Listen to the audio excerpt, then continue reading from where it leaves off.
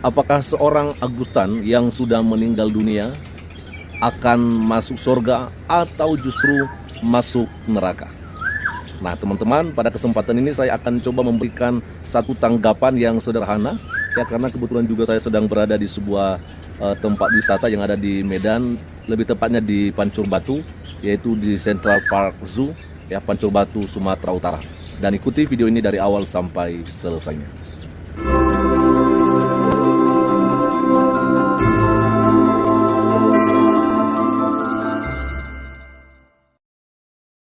Puji Tuhan, Shalom, Assalamualaikum warahmatullahi wabarakatuh.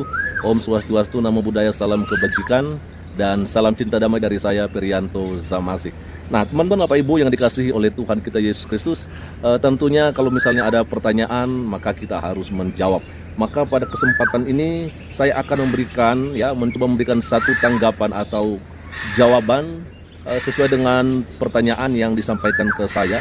Ya, karena kita mendengarkan, ya, berita duka cita pada tanggal 25 Juli 2023, yaitu di mana seorang Agustan si mualaf yang begitu terkenal di dunia maya, khususnya di YouTube, ya.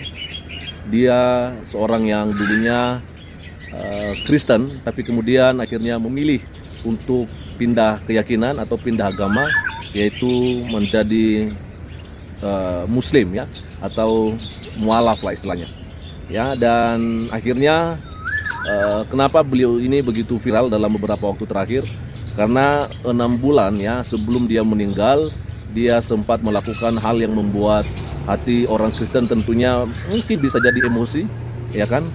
Karena kenapa? Karena beliau ngentutin Alkitab, katanya Alkitabnya nggak ada di dalam, hanya covernya saja. Tapi ya udah, nggak apa-apa lah, bukan soal ada apa enggak Alkitabnya, ya kan. Tapi dari pernyataan dia mengatakan bahwa bagaimana nanti kalau misalnya saya kentutin ini Alkitab, ya, saya taruh di pantat saya, apa yang akan terjadi kepada seorang Agustan. Jadi artinya bahwa niatnya itu adalah menjelekan, bahkan menghina agama Kristen, ya. Oke, dan pada kesempatan ini pertanyaannya adalah, apakah Agustan bisa masuk surga atau malah masuk neraka? Yang pertama perlu kita sampaikan bahwa Tuhan, ya, hanya membuat 2 tempat, ya, di mana tempat itu akan didiami oleh, yang pertama, orang-orang percaya, yaitu di surga bersama dengan para malaikat. Lalu yang kedua adalah neraka, yaitu tempatnya iblis bersama dengan pengikut-pengikutnya. Ya, sudah tentu pengikut iblis itu adalah orang-orang juga termasuk, ya, orang-orang yang tidak melakukan firman Tuhan. Jadi sudah pasti mereka akan ikut dengan iblis di tempat yang sudah disediakan Tuhan, yaitu neraka itu sendiri. Yang jadi pertanyaannya, bagaimana dengan seorang Agustan? Apakah beliau ada tempat atau diizinkan Tuhan untuk boleh masuk ke tempat yang indah, di mana di sana ada malaikat-malaikat yang akan bersorak-sorai memuji Tuhan? Tentunya pada kesempatan ini saya akan sampaikan kepada kita, ya. Saya mau sampaikan bahwa Tuhan tidak menginginkan manusia yang diciptakannya itu berujung pada kesia-siaan. Artinya bahwa akhirnya dia binasa. Tuhan tidak pernah berkehendak seperti itu, ya. Karena kenapa? Karena Tuhan mau kita jangan diperbudak lagi oleh dosa, ya. Kita jangan diperbudak lagi oleh iblis, Bapak Ibu Saudara-saudari. Tapi Tuhan merindukan kita sebagai ciptaannya diselamatkan dari dosa-dosa yang kita lakukan, ya, diampuni dari dosa-dosa yang kita sudah perbuat, dan kemudian akhirnya kita mendapatkan anugerah, ya. Kita mendapatkan kasih karunia, ya, daripada Tuhan, yaitu keselamatan. Ini Tuhan berikan kepada semua manusia, ya. Artinya bahwa itu adalah hadiah yang Tuhan berikan, ya. Tapi ingat, tidak semua manusia dapat menerima anugerah keselamatan itu, ya. Nah, yang jadi pertanyaannya adalah siapa yang akan masuk surga, ya kan? Nah, Bapak Ibu Saudara-saudari, ya, keselamatan, anugerah, kehidupan yang kekal yang Tuhan berikan itu hanya didapatkan oleh orang-orang yang sudah, ya, menyadari dosa-dosanya, lalu mengakui dosa-dosanya dan bertobat, ya. Artinya meninggalkan semua perbuatan lamanya, meninggalkan semua dosa-dosa yang dia lakukan selama ini. Setelah itu dia memberi diri untuk dibaptis, ya. Jadi orang yang seperti ini, Bapak Ibu Saudara-saudari, artinya bahwa dia percaya Hanya Yesus yang akan, dan hanya Yesus yang memang satu-satunya yang memberikan keselamatan, ya. Sebab itu dikatakan dalam Yohanes pasal 14 ayat 6 bahwa ini adalah jawaban daripada Yesus ya kepada murid-muridnya. Akulah jalan, kebenaran, dan hidup. Tidak ada seorang pun yang datang kepada Bapa kalau tidak melalui aku. Nah, dari sini aja kita udah ngerti, kita udah paham bahwa di luar Yesus tidak ada seorang pun yang mendapatkan anugerah keselamatan itu. Walaupun memang anugerah itu diberikan cuma-cuma oleh Tuhan kepada isi dunia ini, ya kan?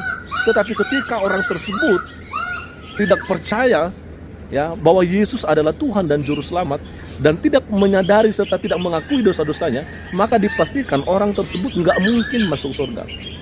Ya, bahkan orang yang sudah dibaptis saja bisa, ya kan, bisa gagal untuk mendapatkan keselamatan yang sudah diterimanya sebelumnya. Ya, artinya bahwa dibaptis itu bukanlah jaminan sudah pasti masuk surga, ya. Tidak, karena iman itu harus disertai dengan perbuatan. Ketika kita memberi diri untuk dibaptis itu, ya, membuktikan bahwa kita mengimani, kita percaya bahwa lewat kematian Yesus Kristus, ya, dosa kita diampuni, ya, hidup kita ditebus oleh Tuhan. Artinya kita yang seharusnya adalah pengikut iblis, kita yang seharusnya adalah musuh Allah, setru Allah, maka kita harus dibuang ke neraka. Ya, bersama dengan iblis tentunya, seperti yang saya sampaikan tadi, ya. Walaupun sebenarnya neraka itu bukan diciptakan Tuhan untuk manusia, tetapi karena kita lebih taat kepada si iblis, kepada kehendak kita sendiri, maka akhirnya kita menjadi pengikut iblis dan akan bersama-sama dengan dia ke tempatnya nanti yang sudah disediakan Tuhan, yaitu iblis. Maka itu sebabnya kita harus melakukan, ya, firman Tuhan. Iman kita itu harus ada tindakannya. Nah, tindakannya apa? Ya, kita jangan lagi hidup, ya, sesuai dengan perbuatan lama kita, tapi kita mau berangkat dari segala kesalahan-kesalahan itu. Kita memperbaharui diri dan kita menjadi pelaku firman Tuhan setia sampai mati, ya kan? Ada memang hamba Tuhan yang pada akhirnya juga, ya, dia malah sebelum mati dia hidup lagi sesuai dengan seperti kehidupan lamanya. Dia jahat lagi, dia menyakiti hati orang lain, bahkan mungkin bisa saja yang melakukan pembunuhan, melakukan pencurian dan sebagainya. Nah, orang yang seperti ini teman-teman, ya, bisa saja akan kehilangan, ya, surga itu.